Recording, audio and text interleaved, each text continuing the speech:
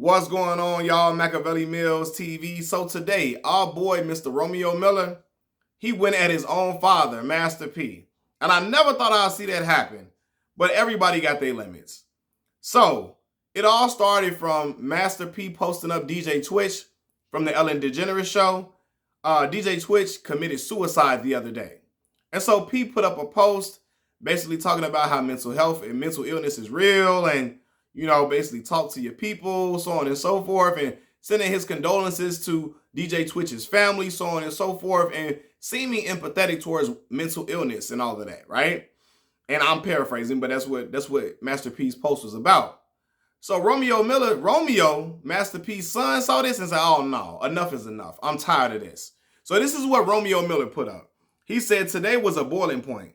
I seen a man avoid his own struggles, his own children struggle with suicide and depression, but post another man who passed today that he doesn't even know. Y'all idols be lost. Better stop following the blind.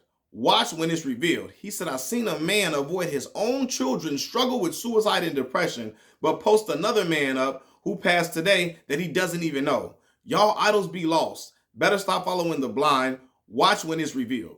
So obviously it sounds like something that's been festering on Romeo Miller's heart for a long time. It seems to me that it's obvious. Romeo is talking about his sister who passed away. Was it earlier this year, or was it last year? Earlier this year, something along the line. I forgot what time it was, but his sister passed away recently, and she passed away from drug. She was dealing with drug usage, depression, so on and so forth, right? And Romeo is saying, hold on, because it sounds like P basically washed his hands with his own daughter's struggles, right? Like he put it to the back burner, ignored it, basically was saying like, it sounds like he was treating it like that's her problem, not mine.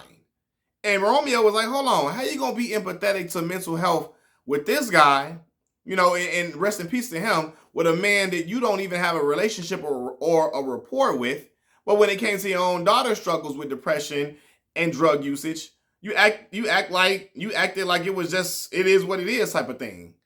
And that would be triggering for any young man, right? If that was my father, I would be triggered by that too.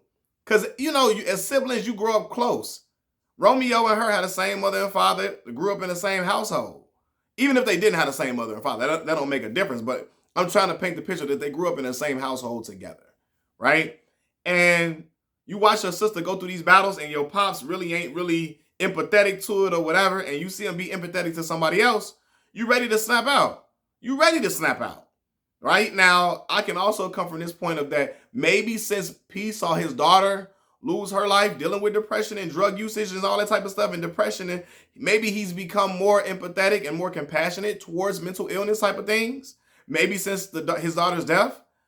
But Romeo probably looking at it like, no, man. He maybe again, Romeo has an inside look on his father. He probably looking like, man, no, my father be out here putting on for social media. Putting on an acting air, putting on airs for social media, and maybe he knows that P really ain't, P really wasn't probably trying with their daughter. Probably just wiped his hands completely clean.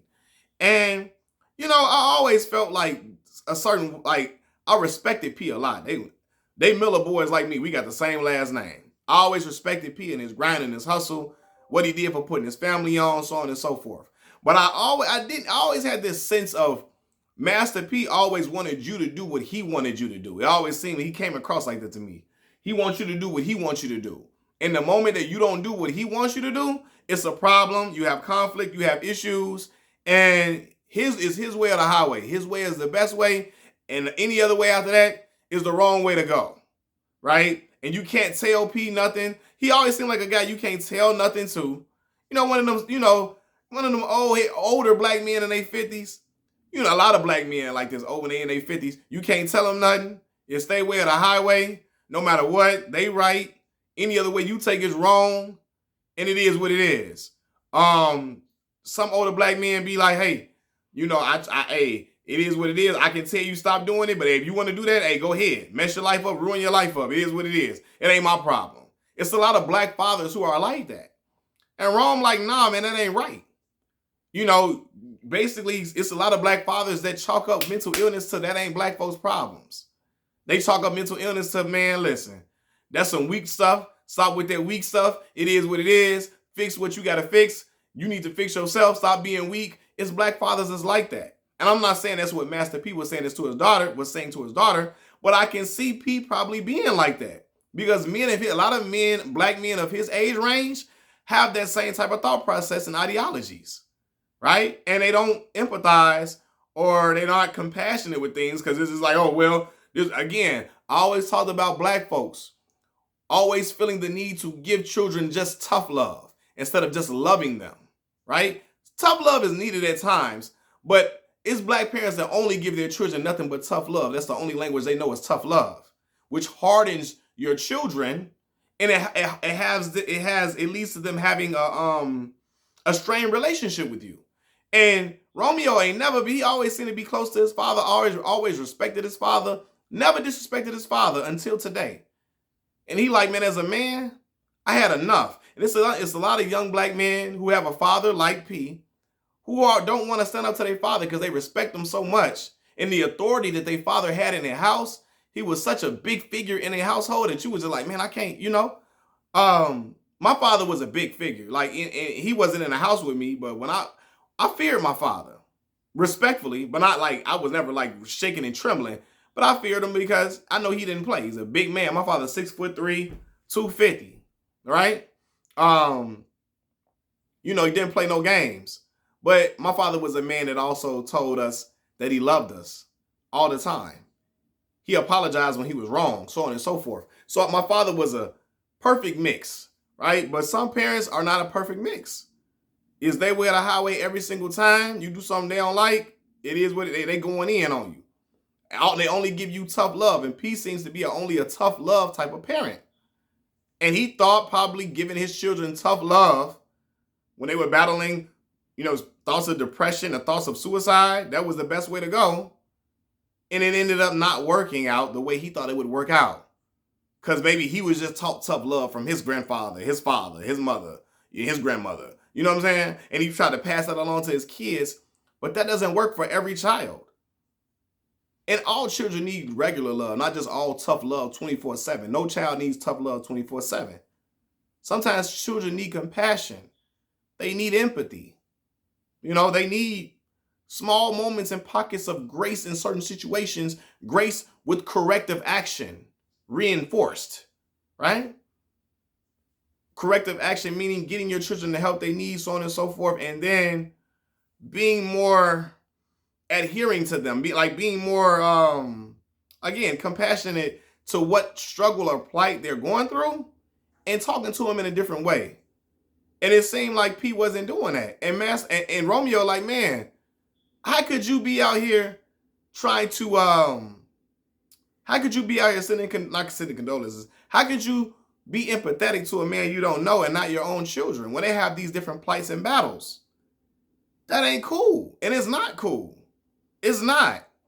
Because you're supposed to be empathetic to your children, certain things they go through. It's things around for children to go into depression that weren't around during the time when Master P was a child, right? And I know every generation has all type of plights and traumas and all that, but there's different things going on in different generations that could lead to depression. And I'm not saying baby and pacify your child at all, because that's not going to work. There's a certain type, you take it serious though. You don't ignore them. You don't basically out of sight, out of mind with your children when they're not doing what you want them to do. And P seems like a person who probably was out of sight, out of mind with his children when they're not doing what they want, when they're not doing what you want them to do. Not even just his children. P seems to be like that with a lot of people. Out of sight, out of mind with them if you're not doing what he thinks you should be doing, what he wants you to do, then it's an issue. And when you have something as sensitive as drug usage and depression and suicide with your children, you have to hone in on that in a different way.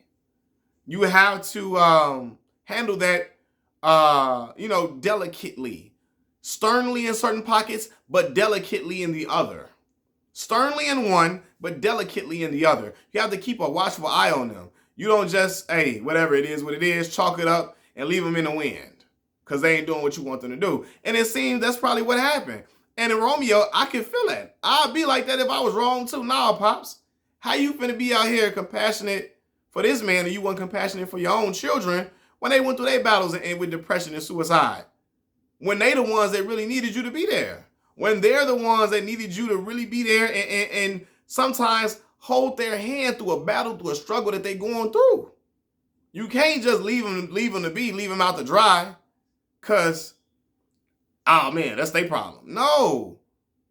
You know, them type of battles calls for a different type of fight. A different type of fight. Not just tough love 24/7. And Rome is telling his father he's pissed. He's hurt that his sister's no longer here. He's crying out for like, yo, Pop, what the heck, man? He's still hurt from his sister passing, and he hurt by how his father reacted to it or didn't react to it. Didn't react to her depression and suicide. Or how he handled the whole situation. You know, because Pete talked about Romeo's mother having battles with drug usage and so on and so forth. And Pete probably like, okay. I mean, Rome probably like, okay, you ain't got to be there hand in hand and in lockstep, foot by foot with my mother. Y'all not married anymore. But for your children, you make an oath to be there for your child when they need you, right? And it's obvious his sister was needing her parents and needing him in that time. And it could be that Pete may have been the only functional parent to really be there for her in a way that Rome wanted a parent to be there for his sister. Because maybe the mother probably was battling with her drug usage still. Who knows? I don't know. I'm not trying to put nothing on Sonya Miller. I don't know what happened, but it could have been that type of thing. But yeah, Rome don't never go against his pops. So for Romeo to say this publicly, he hurt. He never disrespect Pete in any type of way. So I'm taking that as law. And Pete probably wiped his hands with people because he had bad interactions with a whole lot of people in his life. But you can't do that with your children all the time, especially with something sensitive.